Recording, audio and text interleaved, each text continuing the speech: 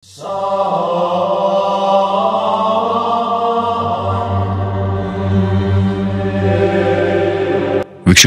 ಒಂದು ವೇಳೆ ನೀವು ಇಲ್ಲೇನಾದ್ರೂ ಹನುಮಾನ್ ಚಾಲಿಸವನ್ನ ಓದಿದ್ರೆ ಆಗ ಹನುಮಂತೇನು ನಿಮ್ಮನ್ನ ಇಲ್ಲಿ ರಕ್ಷಣೆ ಮಾಡೋದಿಕ್ಕೆ ಬರೋದಿಲ್ಲ. ಯಾಕೆಂದ್ರೆ ಅವನ್ ಬರೋಷ್ಟೊಳಗೆ ಇಲ್ಲೊಬ್ಬ ಅಶು ಅನ್ನುವಂತ ರಾಕ್ಷಸ ಬಂದು ನಿಮ್ಮ ಮೇಲೆ ದಾಳಿ ಮಾಡ್ತಾನೆ ಎಂಬ ವಿಚಿತ್ರ ಮಾತು ನಿಮ್ಮ ಕಿವಿಗೆ ಬಿದ್ರೆ ಅದಕ್ಕೆ ಆಶ್ಚರ್ಯವನ್ನ ಪಡಬೇಡಿ. ಯಾಕೆಂದ್ರೆ ಭಾರತದಲ್ಲಿ ಅಂತ ಒಂದು ವಿಚಿತ್ರ ಮತ್ತು ಅಪರೂಪದ ಜಾಗ ಇದೆ. ವೀಕ್ಷಕರೇ, ನಕ್ಷ ಈ ಭಾಗದಲ್ಲಿ ನೀವು ಝೂಮ್ ಮಾಡಿ ನೋಡಿದಾಗ ನಿಮ್ಗೆ ಒಂದು ನಿಗೂಢ ಗ್ರಾಮ ಸಿಗುತ್ತೆ. ಅದ್ರ ಹೆಸರು ದೈತ್ಯ ನಂದೂರ್. ಮತ್ತೆ ಇಲ್ಲಿ ನಾವೆಲ್ಲರೂ ಕೂಡ ನಿತ್ಯ ಪೂಜೆ ಮಾಡುವಂತ ಹನುಮಂತನನ್ನ ನಿಷೇಧ ಮಾಡಲಾಗಿದೆ, ಅಂದ್ರೆ ಬ್ಯಾನ್ ಮಾಡಲಾಗಿದೆ. ಹೌದು, ನೀವು ಕೇಳಿದ್ದು ಸರಿನೇ. ಇಲ್ಲಿ ರಾಮನ ಭಕ್ತ ಹನುಮಂತನ ಹೆಸರನ್ನ ಹೇಳೋದು ಕೂಡ ಒಂದು ಅಪರಾಧ ಅಂದ್ರೆ ನೀವು ನಂಬಲೇಬೇಕು. ಈ ಒಂದು ಗ್ರಾಮದಲ್ಲಿ ಜನ ತಮ್ಮ ಮಕ್ಕಳಿಗೆ ಹನುಮಂತ ಅಂತ ಹೆಸರಿಡೋದಕ್ಕೂ ಸಾಧ್ಯ ಇಲ್ಲ. ಅಷ್ಟೇ ಅಲ್ಲ, ಮಾರುತಿ ಕಾರುಗಳು ಕೂಡ ರಸ್ತೆ ಮೇಲೆ ಓಡಾಡಲ್ಲ. ಯಾಕೆಂದ್ರೆ ಮಾರುತಿ ಕೂಡ ಹನುಮಂತನ ಒಂದು ಹೆಸರಲ್ವಾ. ಹೀಗಾಗಿ ಹಾಗೂ ನೀವಿಲ್ಲಿ ಹನುಮಂತನ ಹೆಸರನ್ನ ಯಾವುದೇ ಕಾರಣಕ್ಕೂ ಬಳಸುವಂತ ತಪ್ಪನ್ನ ಮಾಡಿದ್ರೆ ಅದನ್ನ ಗಂಭೀರವಾದಂತ ಅಪರಾಧ ಅಂತ ಭಾವಿಸಿ ನಿಮ್ಗೆ ಅದಕ್ಕೆ ಶಿಕ್ಷೆ ಕೂಡ ಸಿಗುತ್ತೆ. ಅದು ಕೂಡ ರಾಮ ಭಕ್ತನಾದಂತ ಒಬ್ಬ ದೈತ್ಯನಿಂದ. ವೀಕ್ಷಕರೇ, ಈ ಗ್ರಾಮದಲ್ಲಿ ಈ ಹಿಂದೆ ಕೂಡ ಇಂಥ ಘಟನೆಗಳು ನಡೆದಿದ್ದಾವೆ. ಅಂದ್ರೆ ಯಾರಾದ್ರೂ ಹನುಮಂತನ ಹೆಸರನ್ನ ಹೇಳಿದ್ರೆ ಅಥವಾ ಯಾರಾದ್ರೂ ಮಾರುತಿ ಕಾರನ್ನ ಖರೀದಿ ಮಾಡಿದ್ರೆ ಅವ್ರಿಗೆ ಅವರ ಆತ್ಮವನ್ನೇ ನಡಗಿಸುವಂತ ಭಯಾನಕ ಘಟನೆಗಳು ಜರುಗೋದಿಕ್ಕೆ ಶುರುವಾಗ್ತವೆ. ಇದನ್ನೆಲ್ಲ ಕೇಳಿ ನಿಮ್ ಮನಸ್ಸಲ್ಲಿ ಒಂದಷ್ಟು ಪ್ರಶ್ನೆಗಳು ಮೂಡಬಹುದು. ಇಷ್ಟಕ್ಕೂ ಆ ಗ್ರಾಮ ಯಾವುದು? ಇಲ್ಲಿ ಹನುಮಂತನ ಹೆಸರನ್ನ ಹೇಳೋದು ಯಾಕೆ ಕಾನೂನು ಬಾಹಿರ? ಮತ್ತೆ ಇಲ್ಲಿ ಯಾರೇ ಹನುಮಂತನ ಹೆಸರನ್ನ ಬಳಸಿದ್ರೆ ಜನರಿಗೆ ಶಿಕ್ಷೆ ಕೊಡುವಂತ ಆ ದೈತ್ಯ ಯಾರು? ಇಂಥದ್ದೊಂದು ವಾಡಿಕೆ ನಮ್ಮ ದೇಶದಲ್ಲಿ ಅಸ್ತಿತ್ವದಲ್ಲಿದೆ ಅನ್ನುವಂತ ವಿಚಾರನೆ ಹಲವರಿಗೆ ಅಚ್ಚರಿಯನ್ನ ಉಂಟು ಮಾಡಬಹುದು. ವೀಕ್ಷಕರೇ, ಇದ್ರ ಬಗ್ಗೆ ತಿಳಿಬೇಕಾದ್ರೆ ನಾವು ಚರಿತ್ರೆ ಹಾಗೂ ಪುರಾಣದ ಹಿಂದಕ್ಕೆ ಹೋಗ್ಬೇಕಾಗುತ್ತೆ. ಇದರ ಹಿನ್ನೆಲೆ ನಮ್ಮನ್ನ ಇಲ್ಲಿಂದ ಸೀದಾ ತ್ರೇತಾಯುಗದವರೆಗೂ ಕರೆದೊಯ್ಯುತ್ತೆ. ಇಲ್ಲಿ ಇರುವಂತ ಯಾರು ಕೂಡ ತಮ್ಮ ಮನೆಯಲ್ಲಿ ಯಾರಿಗೂ ಮಾರುತಿ ಅಂದ್ರೆ ಹನುಮಂತನ ಹೆಸರನ್ನ ಇಡೋದಿಲ್ಲ. ಇಲ್ಲಿಯ ಒಬ್ಬ ವ್ಯಕ್ತಿ ಮುಂಬೈ, ಪುಣೆ ಅಥವಾ ಎಲ್ಲಿಗೆ ಹೋದ್ರೂ ಕೂಡ ಅವನು ಯಾವತ್ತೂ ಹನುಮಂತನ ಪೂಜೆಯನ್ನ ಮಾಡೋದಿಲ್ಲ. ವೀಕ್ಷಕರೇ, ಒಂದು ಮುಂಜಾನೆ ತಿಳಿ ಬಿಸಿಲಲ್ಲಿ ಹೊಲಗಳ ಮೇಲೆ ಮಂಜು ತೇಲ್ತಿತ್ತು. ಅಲ್ಲಿ ನಿಶ್ಶಬ್ದತೆ ಆವರಿಸಿತ್ತು. ಆಗ ಅಲ್ಲಿ ಒಂದು ಹಳೆಯ ಕಾರು ನಿರ್ಜನ ರಸ್ತೆಯಲ್ಲಿ ಹೋಗ್ತಿತ್ತು. ಆದ್ರೆ ಅಲ್ಲಿ ತನ್ಗೆ ಎದುರಾದಂತ ಒಂದು ಸಣ್ಣ ಗ್ರಾಮದ ಗಡಿಯನ್ನ ದಾಟ್ತಿದ್ದ ಹಾಗೇನೆ ಆ ಕಾರಿನ ಇಂಜಿನ್ ಇದ್ದಕ್ಕಿದ್ದಂತೆ ಆಫ್ ಆಯ್ತು. ಚಾಲಕ ಪದೇ ಪದೇ ಅದರ ಕೀಯನ್ನ ತಿರುಗಿಸಿ ಆನ್ ಮಾಡಿದ್ರು ಕೂಡ ಗಾಡಿ ಮಾತ್ರ ಸ್ಟಾರ್ಟ್ ಆಗ್ಲಿಲ್ಲ. ಆ ಕಾರಿನ ಹಿಂಭಾಗದ ಫಲಕದಲ್ಲಿ ಒಂದು ಹೆಸರು ಹೊಳಿತಾ ಇತ್ತು. ಅದು ಮಾರುತಿ 800 ಕಾರಿನ ಹೆಸರು. ಹತ್ರ ನಿಂತಿದ್ದಂತ ಒಬ್ಬ ರೈತ ನಡುಗೋ ಧ್ವನಿಯಲ್ಲಿ ಜೋರಾಗಿ ಹೇಳ್ತಾನೆ, ಇದನ್ನ ಇಲ್ಲಿಂದ ತೆಗೆದುಹಾಕಿ, ಈ ಒಂದು ಹೆಸರು ಇಲ್ಲಿ ನಡೆಯೋದಿಲ್ಲ ಅಂತ ಆತ ಕೂಗಿ ಹೇಳಿದ್ದ. ಇದು ಭಾರತದ ನೆಲದಿಂದ ಹನುಮಂತ ಎಂಬ ಹೆಸರನ್ನ ಅಳಿಸಿ ಹಾಕ್ತಂತ ಸ್ಥಳ. ಮತ್ತೆ ಆ ಒಂದು ಹೆಸರನ್ನ ಅಳಿಸಿ ಹಾಕ್ತವರು ಬೇರೆ ಯಾರು ಅಲ್ಲ, ಅದು ಸ್ವತಃ ಶ್ರೀರಾಮನೇ. ಮಹಾರಾಷ್ಟ್ರದ ಅಹಮದ್ ನಗರ ಜಿಲ್ಲೆಯಲ್ಲಿರುವಂತ ಈ ಒಂದು ಗ್ರಾಮವನ್ನ ದೈತ್ಯ ನಂದೂರ್ ಅಂತ ಕರೆಯಲಾಗುತ್ತೆ. ಇದು ದೇವತೆಗಳ ಬದಲಿಗೆ ಜನ ಒಂದು ದೈತ್ಯನನ್ನೇ ಪೂಜಿಸುವಂತ ಜಾಗ. ಆ ಒಂದು ದೈತ್ಯನ ಹೆಸರು ನಿಂಬಾ ದೈತ್ಯ. ಮತ್ತೆ ಇದು ಅವನದೇ ದೇವಾಲಯ ಕೂಡ. ಮಣ್ಣು ಮತ್ತು ಕಲ್ಲುಗಳಿಂದ ನಿರ್ಮಿಸಲಾದಂತ ಈ ಒಂದು ದೇವಾಲಯದ ಒಳಗೆ ನಿಂಬಾ ದೈತ್ಯನ ವಿಗ್ರಹವನ್ನ ಇಡಲಾಗಿದೆ. ಆ ದೇಗುಲದ ಬಾಗಿಲಿಗೆ ಹಳದಿ ಹೂಗಳನ್ನ ಅಲಂಕರಿಸಲಾಗಿದೆ. ಮತ್ತೆ ಒಳಗೆ ಸದಾ ಒಂದು ತುಪ್ಪದ ದೀಪ ಉರಿತಾನೆ ಇರುತ್ತೆ. ಆ ದೇವಾಲಯದ ಗೋಡೆಗಳಿಂದ ಬೂದಿಯ ವಾಸನೆ ಹೊರಸೂಸುತ್ತೆ. ಮತ್ತೆ ಇಲ್ಲಿ ತೇಲುವಂತ ಗಾಳಿಯಲ್ಲಿ ಒಂದು ವಿಚಿತ್ರ ಗಂಭೀರತೆ ಹಾಗೂ ಪ್ರಶಾಂತತೆ ತುಂಬಿರುತ್ತೆ. ಇದು ಅದೇ ಸ್ಥಳ. ಇಲ್ಲಿ ಹನುಮಂತನ ಹೆಸರನ್ನ ಯಾವ ಕಾರಣಕ್ಕೂ ಯಾರು ಬಳಸೋದಿಲ್ಲ. ಅವನ ಬಗ್ಗೆ ಯಾರು ಕೂಡ ಪ್ರಸ್ತಾಪ ಮಾಡೋದಿಲ್ಲ. ಮತ್ತೆ ಅವನ ಪೂಜೆ ಯಾವುದೇ ಮನೆಯಲ್ಲಿ ನಡೆಯೋದಿಲ್ಲ. ಇಲ್ಲಿಯ ಗ್ರಾಮದ ಬೀದಿಗಳಲ್ಲಿ ನಿಮ್ಗೆ ಯಾವುದೇ ಹನುಮಂತನ ದೇವಸ್ಥಾನ ಕಾಣಿಸೋದಿಲ್ಲ. ಮತ್ತೆ ನಿಮ್ಗೆ ಎಂದಿಗೂ ಯಾವುದೇ ತರಹದ ಜೈ ಹನುಮಾನ್ ಎಂಬ ಧ್ವನಿ ಕೇಳಲ್ಲ. ಇಲ್ಲಿಯ ಗೋಡೆಗಳ ಮೇಲೆ ಜೈ ನಿಂಬಾ ದೇವತಾ ಮಹಾರಾಜ್ ಅಂತ ಬರೆಯಲಾಗಿದೆ. ಅಂಗಡಿಗಳ ಫಲಕಗಳ ಮೇಲೂ ಕೂಡ ಇದೇ ಒಂದು ಹೆಸರು ಮತ್ತು ನಂಬಿಕೆ ಇದೆ. ಮೂಲತಃ ಈ ಗ್ರಾಮದಲ್ಲಿ ಹನುಮಂತನ ಹೆಸರನ್ನು ತೆಗೆದುಕೊಳ್ಳದೆ ಇರೋದು ಒಂದು ಕಟ್ಟುನಿಟ್ಟಾದ ನಿಯಮ ಇದೆ. ಇಲ್ಲಿಯ ನೆಲ ಮತ್ತು ಮಣ್ಣು ರಾಮ ಭಕ್ತನಾದಂತ ಒಬ್ಬ ದೈತ್ಯನದು. ಮತ್ತೆ ಅದಕ್ಕಾಗಿನೇ ಆ ಭೂಮಿಯ ಮೇಲೆ ಯಾರನ್ನೂ ಕೂಡ ಜನ ಆರಾಧಿಸೋದಿಲ್ಲ. ಈಗ ನಮ್ಮನ್ನ ಕಾಡುವಂತ ಪ್ರಶ್ನೆ ಏನು ಅಂದ್ರೆ, ರಾಮನ ಪರಮ ಭಕ್ತ ಹನುಮಂತನ ಹೆಸರನ್ನ ಇಲ್ಲಿಂದ ಹಳಸಾಕ್ತಂತ ಆ ರಾಮ ಭಕ್ತ ದೈತ್ಯ ಯಾರು ಅಂತ. ಈ ಎಲ್ಲಾ ಪ್ರಶ್ನೆಗಳಿಗೆ ಉತ್ತರವನ್ನು ನಾವು ಇದೇ ಗ್ರಾಮದ ಇತಿಹಾಸದಲ್ಲಿ ಕಂಡುಕೊಳ್ಳೋದಕ್ಕೆ ಸಾಧ್ಯ ಇದೆ. ವೀಕ್ಷಕರೇ, ಇಲ್ಲಿ ಹಲವು ಭಯಾನಕ ಮತ್ತು ವಿಚಿತ್ರ ಘಟನೆಗಳು ನಡೆದಿದ್ದಾವೆ. ಅವುಗಳಲ್ಲಿ ಅನೇಕವುಗಳನ್ನ ಇಲ್ಲಿ ವಿವರಿಸಲು ಸಾಧ್ಯ ಇಲ್ಲ. ಉದಾಹರಣೆಗೆ, ಹಲವು ವರ್ಷಗಳ ಹಿಂದೆ ಇಲ್ಲಿ ಕೆಲಸ ಮಾಡೋದಕ್ಕೆ ಎಲ್ಲಿಂದಲೂ ಒಬ್ಬ ಕಾರ್ಮಿಕ ಬಂದಿದ್ದ. ಮತ್ತೆ ಆ ಕಾರ್ಮಿಕನ ಹೆಸರು ಹನುಮಂತ. ಅವನು ಈ ಗ್ರಾಮಕ್ಕೆ ಕೆಲಸ ಮಾಡೋದಕ್ಕೆ ಬಂದಾಗ ಇಲ್ಲಿನ ಜನ ನೀನು ಇಲ್ಲಿ ಕೆಲಸ ಮಾಡೋವರೆಗೂ ನಿನ್ನ ಹೆಸರನ್ನ ಬದಲಿಸ್ಕೋ, ಯಾಕೆಂದ್ರೆ ಹಾಗೆ ಮಾಡದೇ ಇದ್ರೆ ನಿನ್ನ ಹೆಸರನ್ನ ಬಳಸೋರ್ಗೆ ತೊಂದರೆ ಆಗುತ್ತೆ ಮತ್ತು ನಿನ್ನ ಪ್ರಾಣಕ್ಕೆ ಅಪಾಯ ಇದೆ ಅಂತ ಹೇಳ್ತಾರೆ. ಆದ್ರೆ ಆ ಕಾರ್ಮಿಕ ಅವರ ಯಾರ ಮಾತನ್ನು ಕೇಳಲಿಲ್ಲ. ಮತ್ತೆ ತನ್ನ ಕೆಲಸದಲ್ಲಿ ತನ್ನ ಪಾಡಿಗೆ ತಾನು ತೊಡಕೊಂಡ. ಅವನು ಕೆಲವು ದಿವಸದವರೆಗೂ ಆರಾಮಾಗಿನೇ ತನ್ನ ಕೆಲಸವನ್ನ ಮುಂದುವರಿಸಿಕೊಂಡು ಹೋಗ್ತಾನೆ. ಆದ್ರೆ ಒಂದು ದಿವಸ ಇದ್ದಕ್ಕಿದ್ದಂತೆ ಒಂದು ವಿಚಿತ್ರ ಘಟನೆ ನಡೆಯುತ್ತೆ. ಅದು ಸಂಜೆಯ ಸಮಯ. ಅವನು ಅಲ್ಲಿದ್ದಂತ ಯಾವುದೋ ಒಂದು ಗುಂಡಿ ಬಳಿ ಕೆಲಸವನ್ನ ಮಾಡ್ತಿದ್ದ. ಮತ್ತೆ ಇದ್ದಕ್ಕಿದ್ದಂತೆ ಹೇಗೋ ಅವನು ಯಾರಿಗೂ ಗೊತ್ತಾಗದ ಹಾಗೆ ನಿಗೂಢ ರೀತಿಯಲ್ಲಿ ಕಣ್ಮರೆಯಾಗಿ ಹೋಗ್ತಾನೆ. ನಂತರ ಜನ ಅವನನ್ನು ಹುಡುಕೋದಿಕ್ಕೆ ಬಹಳ ಪ್ರಯತ್ನ ಪಟ್ರು. ಹಲವರು ಗುಂಡಿಯ ಬಳಿ ಹೋಗಿ ಕೂಗಿದ್ರು. ಆದ್ರೆ ಈ ರೀತಿ ಕೂಗುವಾಗ್ಲೂ ಕೂಡ ಯಾರು ಭಯದಿಂದ ಅವನ ಹೆಸರನ್ನ ತೆಗೆದುಕೊಳ್ಳಿಲ್ಲ. ಬಹಳ ಹೊತ್ತು ಕೂಗಿದ್ರು ಯಾವುದೇ ಪ್ರತಿಕ್ರಿಯೆ ಬಾರದೇ ಇದ್ದಾಗ ಒಬ್ಬ ವ್ಯಕ್ತಿ ಮಾತ್ರ ತುಸು ಧೈರ್ಯ ಮಾಡಿ ಅವನ ಹೆಸರನ್ನ ತೆಗೆದುಕೊಂಡ. ಆ ವ್ಯಕ್ತಿ, ಹೇ ಹನುಮಾನ್, ನೀನು ಎಲ್ಲಿದ್ದೀಯಾ, ಇದ್ರೊಳಗೇನಾದ್ರೂ ಇದೆಯಾ ಅಂತ ಕೇಳ್ತಾನೆ. ಮತ್ತೆ ಅಲ್ಲಿಂದನೇ ಒಂದು ದೊಡ್ಡ ಗೊಂದಲ ಶುರುವಾಗುತ್ತೆ. ಆ ಕಾರ್ಮಿಕ ಇದ್ದಕ್ಕಿದ್ದಂತೆ ಗುಂಡಿಯ ಒಳಗಿಂದ ಜೋರಾಗಿ ಗಾಳಿಯಲ್ಲೇ ಹಾರ್ತಾ ಮೇಲಕ್ಕೆ ಬಂದು ನೆಲದ ಮೇಲೆ ಬಿದ್ದಿದ್ದ. ಆ ಒಂದು ರೋಚಕ ದೃಶ್ಯ ನೋಡಿ ಎಲ್ಲ ಗ್ರಾಮಸ್ಥರು ಹೆದರಿದ್ರು. ಅರ್ಧಕ್ಕಿಂತ ಹೆಚ್ಚು ಗ್ರಾಮಸ್ಥರು ಭಯದಿಂದ ತಮ್ಮ ಮನೆಗಳಿಗೆ ಹೋಗಿ ಅಡಕೊಂಡ್ರು. ಅವನ ಹೆಸರನ್ನ ಕರೆದಿದ್ದಕ್ಕಾಗಿ ಯಾರೋ ಕೋಪಗೊಂಡು ಅವನನ್ನ ಎತ್ತಿ ಎಸ್ತಿದ್ದಾರೆ ಎಂಬಂತೆ ಅದು ಅವ್ರಿಗೆಲ್ಲ ಭಾಸವಾದಂತಿತ್ತು.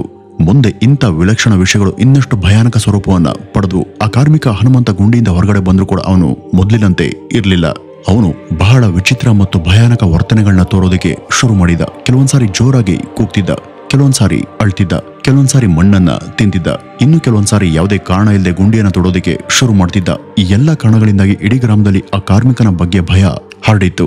ಆಗ ಗ್ರಾಮಸ್ಥರು ಅವನನ್ನ ನಿಂಬಾ ದೈತ್ಯನ ದೇವಸ್ಥಾನಕ್ಕೆ ಕರ್ಕೊಂಡು ಹೋಗ್ತಾರೆ.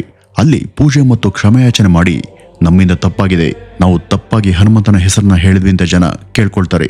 ತದನಂತರ ಆ ಕಾರ್ಮಿಕನಿಗೆ ಲಕ್ಷ್ಮಣ ಎಂಬ ಹೊಸ ಹೆಸರನ್ನ ಇಡಲಾಯಿತು. ಇದನ್ನ ಮಾಡದಂತ ಕೆಲವು ದಿನಗಳ ನಂತರ ಆ ಕಾರ್ಮಿಕ ನಿಧಾನವಾಗಿ ಸಂಪೂರ್ಣವಾಗಿ ಸರಿಯಾದ.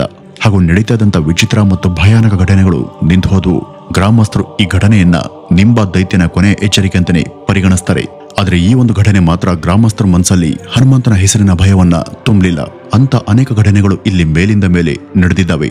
ಅವುಗಳಲ್ಲಿ ಇನ್ನೊಂದು ಭಯಾನಕ ಮತ್ತು ಆಸಕ್ತಿದಾಯಕ ಘಟನೆಯನ್ನ ಹೇಳ್ತೀನಿ ಕೇಳಿ. ಈ ಒಂದು ಘಟನೆ ಪ್ರಕಾರ ಒಂದ್ ಕಾಲದಲ್ಲಿ ಆ ಗ್ರಾಮದಲ್ಲಿ ಒಬ್ಬ ಪ್ರಸಿದ್ಧ ಮತ್ತು ದೊಡ್ಡ ವೈದ್ಯರು ವಾಸ ಮಾಡ್ತಿದ್ರು. ಅವರು ಸುತ್ತಮುತ್ತ ಬಹಳ ಜನಪ್ರಿಯ ಆಗಿದ್ರು. ಅವರ ಕ್ಲಿನಿಕ್ ನಲ್ಲಿ ಯಾವಾಗ್ಲೂ ಜನಸಂದಣಿ ತುಂಬಿರ್ತಾ ಇತ್ತು. ಮತ್ತೆ ಅವರ ಪ್ರತಿಯೊಂದು ಔಷಧಿ ಗ್ರಾಮಸ್ಥರ ಕಾಯಿಲೆಗಳನ್ನ ತಕ್ಷಣವೇ ಗುಣಪಡಿಸ್ತಿತ್ತು. ಆದ್ರೆ ಒಂದು ದಿವಸ ಕೆಲವು ವಿಚಿತ್ರ ಸಂಗತಿಗಳು ಇದ್ದಕ್ಕಿದ್ದಂತೆ ಜರುಗೋದಿಕ್ಕೆ ಶುರುವಾಗ್ತವೆ. ಅವರ ಔಷಧಿಗಳು ಗ್ರಾಮಸ್ಥರ ಮೇಲೆ ಪರಿಣಾಮವನ್ನ ಬೀರೋದನ್ನೇ ನಿಲ್ಲಿಸಿದ್ವು. ಕೆಲವು ದಿನಗಳ ನಂತರ ಆ ವೈದ್ಯರ ಔಷಧಿನ ತೆಗೆದುಕೊಳ್ಳೋದ್ರಿಂದ ಗ್ರಾಮಸ್ಥರ ಆರೋಗ್ಯ ಇನ್ನಷ್ಟು ಹದಗೆಡೋದಕ್ಕೆ ಶುರುವಾಯಿತು. ಇದರ ಪರಿಣಾಮ ವೈದ್ಯರ ಹೆಸರು ಸುತ್ತಮುತ್ತಲಿನ ಎಲ್ಲ ಹಳ್ಳಿಗಳಲ್ಲಿ ಮುಂಚೆ ಪಡೆದಿದ್ದಂತ ಗೌರವವನ್ನು ಕಳೆದುಕೊಳ್ಳೋದಕ್ಕೆ ಶುರುವಾಯಿತು. ಮತ್ತೆ ಅವರ ವ್ಯಾಪಾರ ಸಂಪೂರ್ಣವಾಗಿ ನಿಂತು ಹೋಯಿತು. ಇದರಿಂದ ಅವರು ಪೂರ್ತಿ ನಿರ್ಗತಿಕರೇ ಆಗೋದ್ರು. ನಂತರ ದುಃಖದಲ್ಲಿ ಇದ್ದಂತ ವೈದ್ಯರ ಬಳಿಗೆ ಬಂದಂತ ಒಬ್ಬ ವೃದ್ಧ ವ್ಯಕ್ತಿ, ಈ ಗ್ರಾಮದಲ್ಲಿ ಶಾಪ ಬರೋದು ಹನುಮಂತನ ಹೆಸರನ್ನ ತೆಗೆದುಕೊಳ್ಳೋರಿಗೆ ಅಥವಾ ಅವನ ಪೂಜೆಯನ್ನ ಮಾಡೋರ್ಗ್ ಮಾತ್ರ, ನೀನು ಏನಾದ್ರೂ ಆ ರೀತಿ ಮಾಡಿದೀಯಾ ಅಂತ ಕೇಳ್ತಾರೆ. ಆಗ ವೈದ್ಯರು, ಇಲ್ಲ ಬಾಬಾ, ನಾನು ಅಂತ ಏನನ್ನು ಕೂಡ ಮಾಡಿಲ್ಲ, ಮಾಡೋದಿಲ್ಲ ಅಂತ ಹೇಳಿದ್ರು. ಆಗ ಈ ಡಾಕ್ಟರ್ಗೆ ತಾನು ಸ್ವಲ್ಪ ಸಮಯದ ಹಿಂದೆ ಖರೀದಿ ಮಾಡಿದಂತ ಮಾರುತಿ 800 ಕಾರಿನ ಬಗ್ಗೆ ನೆನಪಾಯಿತು. ಆ ಕಾರನ್ನ ಖರೀದಿ ಮಾಡದಂತ ಕೆಲವೇ ದಿನಗಳಲ್ಲಿ ಈ ಎಲ್ಲಾ ವಿಚಿತ್ರ ಘಟನೆಗಳು ನಡೆಯೋದಕ್ಕೆ ಶುರು ಆಗಿವೆ ಅಂತ ಅವ್ರಿಗೆ ಅರ್ಥ ಆಗೋದಿಕ್ಕೆ ಹೆಚ್ಚಿನ ಸಮಯ ಏನು ಬೇಕಾಗ್ಲಿಲ್ಲ. ಈ ಒಂದು ವಿಷಯ ಅರ್ಥ ಆದ ಕೂಡಲೇ ಅವರು ತಮ್ಮ ಕಾರನ್ನ ಗ್ರಾಮದಿಂದ ಹೊರಗಡೆ ತಗೊಂಡು ಹೋಗಿ ಬೇರೊಬ್ಬ ವ್ಯಕ್ತಿ ಅದನ್ನ ಹೋದಷ್ಟು ಬೆಲೆಗೆ ಮಾರ್ತಾರೆ. ಈ ರೀತಿ ಮಾಡಿದ ನಂತರ ಅವ್ರಿಗೆ ಕೆಲಸ ಮತ್ತೆ ಸರಿಯಾಗಿ ನಡೆಯೋದಿಕ್ಕೆ ಶುರುವಾಯಿತು. ಅವರ ಔಷಧಿಗಳು ಗ್ರಾಮಸ್ಥರ ಮೇಲೆ ಪರಿಣಾಮ ಬೀರೋದಕ್ಕೆ ಶುರುವಾದವು. ಅವರ ಮೇಲೆ ಇದ್ದಂತ ಶಾಪ ದೂರಾಯಿತು. ಇದ್ರ ಜೊತೆಗೆ ಇನ್ನೂ ಒಂದು ಘಟನೆ ಇದೆ. ಅದೇನಪ್ಪ ಅಂದ್ರೆ, ಇಲ್ಲಿಗೆ ಹೊಸದಾಗಿ ಬಂದಿದಂತ ಒಬ್ಬ ಗ್ರಾಮಸ್ಥ ಇದ್ದ. ಮತ್ತೆ ಒಂದ್ ದಿವಸ ಅವನ ಟ್ರ್ಯಾಕ್ಟರ್ ಒಂದು ಹೊಲದಲ್ಲಿ ಸಿಕ್ಕಾಕೊಳ್ಳುತ್ತೆ. ಎಲ್ಲ ಗ್ರಾಮಸ್ಥರು ಕೂಡ ಸಹಾಯ ಮಾಡ್ತಿದ್ರು. ಆಗ ಆ ಗ್ರಾಮದ ಒಬ್ಬ ಹುಡುಗನ ಕಣ್ಣು ಟ್ರ್ಯಾಕ್ಟರ್ನ ಮೇಲೆ ಇಟ್ಟಿದ್ದಂತ ಹನುಮಂತನ ಚಿಕ್ಕ ವಿಗ್ರಹದ ಮೇಲೆ ಬಿತ್ತು. ಇದನ್ನ ನೋಡಿ ಆ ಹುಡುಗ ಬಹಳ ಹೆದರ್ತಾನೆ. ಅವನು ಆ ವ್ಯಕ್ತಿಗೆ, ಇಲ್ಲಿ ಹನುಮಂತನನ್ನ ನಿಷೇಧ ಮಾಡಲಾಗಿದೆ, ಮತ್ತೆ ನಿಮ್ಮ ವಾಹನದ ಮೇಲೆ ಇಟ್ಟಿರುವಂತ ಹನುಮಂತನ ವಿಗ್ರಹವನ್ನ ಇಟ್ಟಿರೋದ್ರಿಂದನೇ ಇದೆಲ್ಲ ನಡೀತಿದೆ ಅಂತ ಹೇಳ್ತಾನೆ. ಆಗ ಆ ವಿಗ್ರಹವನ್ನ ಅಲ್ಲಿಂದ ತೆಗೆದಾಗ ಟ್ರ್ಯಾಕ್ಟರ್ನ ಚಕ್ರ ಸುಲಭವಾಗಿ ಹೊರಗಡೆ ಬಂದು ಸರಾಗವಾಗಿ ಮುಂದೆ ಸಾಗಿತ್ತು. ವೀಕ್ಷಕರೇ, ಇದನ್ನೆಲ್ಲ ಕೇಳಿದ್ರೆ ನಿಮ್ಗೆ ಇದೆಲ್ಲ ಜಸ್ಟ್ ಒಂದು ಫ್ಯಾಂಟಸಿ ಅಥವಾ ಕಾಲ್ಪನಿಕ ಕಥೆಯಂತೆ ಅನಿಸ್ಬೋದು. ಆದ್ರೆ ಈ ಎಲ್ಲಾ ಘಟನೆಗಳಿಂದಾಗಿ ಇವತ್ತು ನಮ್ಮ ದೇಶದಲ್ಲಿ ಹನುಮಂತನ ಹೆಸರನ್ನ ಬಳಸೋದು, ಆ ಒಂದು ಹೆಸರನ್ನ ಇಡೋದು ಅಪರಾಧ ಅನ್ನುವಂತ ಒಂದು ಗ್ರಾಮನೇ ಸೃಷ್ಟಿಯಾಗಿದೆ. ಈ ಎಲ್ಲ ಘಟನೆಗಳು ಅಥವಾ ಕಥೆಗಳು ಅವು ಆ ಗ್ರಾಮಸ್ಥರ ಮನಸ್ಸಲ್ಲಿ ನಿಲ್ದಂತ ಭಯವನ್ನ ತುಂಬಿದ್ದಾವೆ. ಈ ಒಂದು ಪ್ರಶ್ನೆಗೆ ಉತ್ತರ ಕೊಡೋದಕ್ಕೆ ನಾವು ಆಗ್ಲೇ ಹೇಳದಂತೆ ಇಲ್ಲಿಂದ ಸೀದಾ ತ್ರೇತಾ ಯುಗಕ್ಕೆ ಹೋಗಬೇಕು. ಪ್ರತಿಯೊಂದು ನಂಬಿಕೆ ಬೇರ್ನಲ್ಲೂ ಕೂಡ ಒಂದು ಕತೆ ಇದ್ದೇ ಇರುತ್ತೆ. ಮತ್ತೆ ಪ್ರತಿ ಕತೆ ಆಳದಲ್ಲಿ ಒಂದು ಸತ್ಯ ಅಡಗಿರುತ್ತೆ ಅಂತ ಹೇಳಲಾಗುತ್ತೆ. ಈ ದೈತ್ಯ ನಂದೂರ್ನ ಕತೆ ಕೂಡ ಹಾಗೇನೆ. ಈ ಕತೆ ಶುರುವಾಗೋದು ತ್ರೇತಾಯುಗದಲ್ಲಿ. ಆ ಒಂದ್ ಸಮಯದಲ್ಲಿ ಈ ಇಡೀ ಪ್ರದೇಶ ರಾಮಾಯಣದ ಅತಿ ದೊಡ್ಡ ಮತ್ತು ಭಯಾನಕ ರಾಕ್ಷಸರು ತುಂಬಿದಂತ ದಂಡಕಾರಣ್ಯ ಕಾಡಿನ ಒಂದು ಮುಖ್ಯ ಭಾಗವಾಗಿತ್ತು.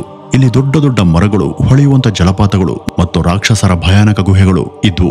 ಇಲ್ಲಿಂದ ಒಬ್ಬ ದೈತ್ಯನನ್ನು ಹೊರತುಪಡಿಸಿ ಯಾವುದೇ ಮನುಷ್ಯ ಅಲ್ಲಿಗೆ ಹೋಗೋದಿಕ್ಕೆ ಹೆದರ್ತಾ ಇದ್ದ. ಶ್ರೀರಾಮ ತನ್ನ ವನವಾಸದ ಸಮಯದಲ್ಲಿ ಈ ಒಂದು ಪ್ರದೇಶದ ಮೂಲಕ ಒಂದ್ಸಾರಿ ಹಾದು ಹೋದಾಗ ಇಲ್ಲಿ ನಿಂಬ ಎಂಬ ದೈತ್ಯ ವಾಸಿಸ್ತಿದ್ದ ಅಂತ ಹೇಳಲಾಗುತ್ತೆ. ಅವನು ಜನ್ಮದಿಂದ ಕ್ರೂರ ರಾಕ್ಷಸನೇ ಆಗಿದ್ರು ಕೂಡ ಹೃದಯದಿಂದ ಮಾತ್ರ ರಾಮನ ಪರಮ ಭಕ್ತ. ಅವನ ದೇಹ ಬೃಹದಾಕಾರದಲ್ಲಿತ್ತು. ಆದರೆ ಮನಸ್ಸು ಮಾತ್ರ ಅಷ್ಟೇ ಮೃದುವಾಗಿತ್ತು. ಅವನು ಪ್ರತಿದಿನ ಸೂರ್ಯೋದಯಕ್ಕೂ ಮುನ್ನ ರಾಮನ ಹೆಸರನ್ನ ಹೇಳಿ ತನ್ನ ದೇಹಕ್ಕೆ ವಿಭೂತಿಯನ್ನ ಲೇಪಿಸಿಕೊಂಡು ಧ್ಯಾನವನ್ನ ಮಾಡ್ತಿದ್ದ. ಅವನ ಭಕ್ತಿ ಎಷ್ಟು ಆಳವಾಗಿತ್ತು ಅಂದ್ರೆ ಕಾಡಿನ ಪ್ರಾಣಿಗಳು ಕೂಡ ಅವನ ಆರತಿಯನ್ನ ಕೇಳಿ ಶಾಂತವಾಗ್ತಿದ್ದು. ಒಂದಿನ ಮಧ್ಯಾಹ್ನ ನಿಂಬ ದೈತ್ಯ ರಾಮನ ಹೆಸರನ್ನ ಜಪ ಮಾಡ್ತಿದ್ದಾಗ ಅದೇ ಸಮಯದಲ್ಲಿ ಹನುಮಂತ ಅಲ್ಲಿಗೆ ಬಂದಿದ್ದ. ಸೀತಾ ಮಾತೆಯನ್ನ ಹುಡುಕುವಾಗ ಪ್ರಭುರಾಮ ಮತ್ತು ಲಕ್ಷ್ಮಣನ್ಗೆ ಸಹಾಯ ಮಾಡೋದಕ್ಕೆ ಅವನು ನೂರಾರು ಮೈಲಿಗಳ ದೂರದಿಂದ ಹಣ್ಣುಗಳು ಮತ್ತು ಗಿಡ ಮೂಲಿಕೆಗಳನ್ನ ಹೊತ್ತು ತರ್ತಿದ್ದ.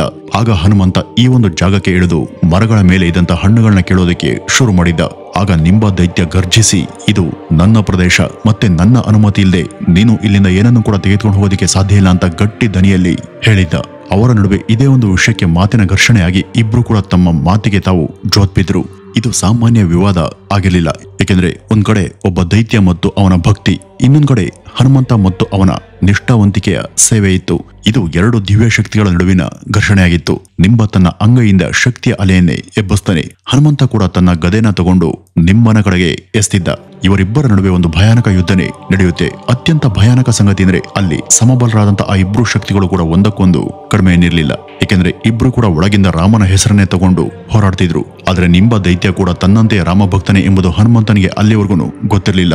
ಈ ಒಂದು ಯುದ್ಧ ಹಲವು ದಿವಸದವರೆಗೂ ನಡೆಯುತ್ತೆ. ಕೊನೆಗೆ ಇಬ್ರು ಕೂಡ ಯುದ್ಧದಿಂದ ಗಾಯಗೊಂಡು ದಣಿದು ಸುಸ್ತಾಗಿ ನೆಲದ ಮೇಲೆ ಬಿದ್ದಿದ್ರು. ಆಗ ನಿಂಬ ದೈತ್ಯನ ಉಸಿರಾಟ ನಿಧಾನವಾಯಿತು. ಅವನ ದೇಹದಿಂದ ವಿಭೂತಿ ಉದುರೋದಕ್ಕೆ ಶುರುವಾಯಿತು. ಮತ್ತೆ ಅವನು ನಡುಗುವಂತ ಧ್ವನಿಯಲ್ಲಿ ರಾಮನ ಹೆಸರನ್ನ ಹೇಳಿದ್ದ.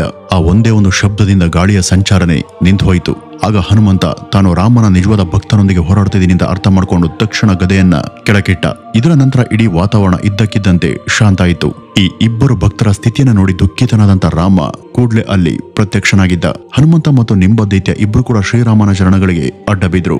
ರಾಮ ಮುಂದೆ ಬಂದು ಇಬ್ಬರ ತಲೆ ಮೇಲೂ ಕೂಡ ಕೈ ಇಟ್ಟ. ಮತ್ತೆ ನಿಂಬ ದೈತ್ಯನಿಗೆ, ನೀನು ರಾಕ್ಷಸನಾಗಿದ್ರು ಕೂಡ ನನ್ನ ಹೆಸರನ್ನ ಸ್ಮರಿಸ್ತೀಯ, ಮತ್ತೆ ನಿನ್ನ ಭಕ್ತಿ ಸತ್ಯವಾಗಿದೆ ಅಂತ ಹೇಳಿದ್ದ. ಈ ನಿಂಬ ದೈತ್ಯ ಕಣ್ಣೀರಿನಿಂದ, ಪ್ರಭು, ನಾನು ನಿಮ್ಮ ಭಕ್ತ, ಆದರೆ ನಿಮ್ಮ ಭಕ್ತರ ಹೆಸರು ಬಂದಾಗಲೆಲ್ಲ ಹನುಮಂತನ ಹೆಸರು ಮೊದಲು ಬರುತ್ತೆ. ಪ್ರತಿಯೊಬ್ಬರು ಕೂಡ ಹನುಮಂತನನ್ನೇ ನಿಮ್ಮ ಭಕ್ತನ ರೂಪದಲ್ಲಿ ಸ್ಮರಿಸ್ಕೊಳ್ತಾರೆ ಮತ್ತೆ ಪೂಜಿಸ್ತಾರೆ. ನಾನು ಕೂಡ ನಿಮ್ಮ ಭಕ್ತನ ರೂಪದಲ್ಲಿ ಪೂಜಿಸಲ್ಪಡಬೇಕು ಅಂತ ಬಯಸ್ತೀನಿ ಅಂತ ಹೇಳಿದ್ದ. ಆಗ ಭಗವಾನ್ ರಾಮ ತನ್ನ ಕೈಯನ್ನ ಎತ್ತಿ, ಹಾಗೆ ಆಗ್ಲಿ, ಇವತ್ತಿನಿಂದ ಈ ಜಾಗ ನಿಂಬ ದೈತ್ಯನಿಗೆ ಸಮರ್ಪಿತವಾಗುತ್ತೆ ಅಂತ ವರವನ್ನ ಕೊಟ್ಟಿದ್ದ. ಈ ಒಂದು ಪ್ರದೇಶ ಇನ್ಮುಂದೆ ಅವಂದಾಗಿರುತ್ತೆ. ಮತ್ತೆ ಇಲ್ಲಿ ಅವನ ಹೆಸರನ್ನ ಮಾತ್ರ ಬಳಸಲಾಗುತ್ತೆ. ಈ ಮಣ್ಣು ಅವನ ಹೆಸರಿಂದ ಗುರುತಿಸಲ್ಪಡುತ್ತೆ ಅಂತ ಹೇಳಿದ್ದ. ಇದನ್ನ ಕೇಳದಂತ ಹನುಮಂತ ಶ್ರೀರಾಮನಿಗೆ ನಮಸ್ಕರಿಸಿ ಮುಗುಳ್ನಕ್ಕು, ಪ್ರಭು, ನಿಮ್ಮ ಇಚ್ಛೆಯಂತೆ ಆಗಲಿ ಅಂತ ಕೈ ಮುಗಿದ. ಆ ಒಂದು ಸಮಯದಲ್ಲಿ ನಿಂಬ ದೈತ್ಯನ ಕಣ್ಣುಗಳಿಂದ ಕಣ್ಣೀರು ಕೋಡಿಯಂತೆ ಹರಿದಿತ್ತು. ಆ ಒಂದು ಕಣ್ಣೀರಲ್ಲಿ ಬೋಧಿ ಮಿಶ್ರಿತವಾಗಿತ್ತು. ಮತ್ತೆ ಆ ಒಂದು ಕಾರಣದಿಂದ ಈ ಗ್ರಾಮದ ಮಣ್ಣಿನ ಬಣ್ಣ ಶಾಶ್ವತವಾಗಿ ಬದಲಾಯಿತು ಅಂತ ಹೇಳಲಾಗುತ್ತೆ. ಅವತ್ತಿಂದ ಈ ಭೂಮಿ ಯಾವತ್ತೂ ಹಸಿರಾಗ್ಲಿಲ್ಲ. ಇಲ್ಲಿಯ ಮಣ್ಣಲ್ಲಿ ಯಾವಾಗಲೂ ವಿಭೂತಿಯ ಹೊಳಪು ಇರುತ್ತೆ.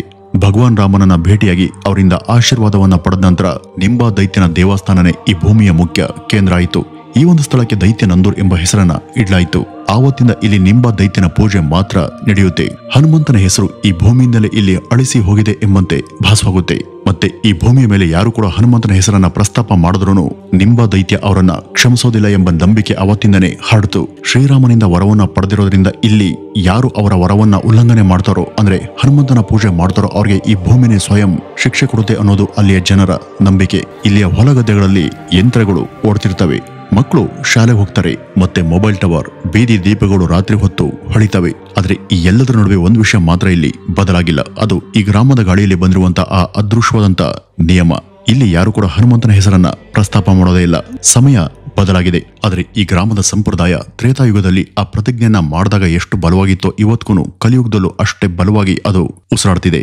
ಮನೋವಿಜ್ಞಾನಿಗಳ ಪ್ರಕಾರ ಈ ಗ್ರಾಮ ಒಂದು ಸಮೂಹ ನಂಬಿಕೆಯ ಶಕ್ತಿ. ಇದರ ಅರ್ಥ ನೂರಾರು ಜನ ಒಂದೇ ವಿಷಯವನ್ನ ಪೂರ್ಣ ಹೃದಯದಿಂದ ನಂಬಿದಾಗ ಆ ಒಂದು ನಂಬಿಕೆ ಅವರ ನಡವಳಿಕೆ, ಆಲೋಚನೆ ಮತ್ತೆ ಅವ್ರ ಜೊತೆ ನಡೆಯುವಂತ ಘಟನೆಗಳ ಮೇಲೆ ನಿಧಾನವಾಗಿ ಪರಿಣಾಮ ಬೀರೋದಕ್ಕೆ ಶುರುವಾಗುತ್ತೆ. ಇದೇ ಕಾರಣದಿಂದ ಇಲ್ಲಿ ಯಾರಾದ್ರೂ ಹನುಮಂತನ ಹೆಸರನ್ನು ತೆಗೆದುಕೊಂಡಾಗ ಅವರ ದೇಹ ಭಯದಿಂದ ಪ್ರತಿಕ್ರಿಯೆ ಮಾಡುತ್ತೆ, ಅವರ ಹೃದಯ ಬಡಿತ ಹೆಚ್ಚಾಗುತ್ತೆ, ಅವರು ಗಾಬರಿಗೆ ಒಳಗಾಗ್ತಾರೆ. ವಿಜ್ಞಾನದ ಭಾಷೆಯಲ್ಲಿ ಇದನ್ನ ನೊಸೆಬೋ ಎಫೆಕ್ಟ್ ಅಂತ ಕರೀತಾರೆ. ಬಹುಶಃ ಇದೇ ಭಯದಿಂದ ಜನ ಇಲ್ಲಿ ಹೆಚ್ಚು ತರ್ಕ ಮಾಡೋದಕ್ಕೆ ಹೋಗಿಲ್ಲ.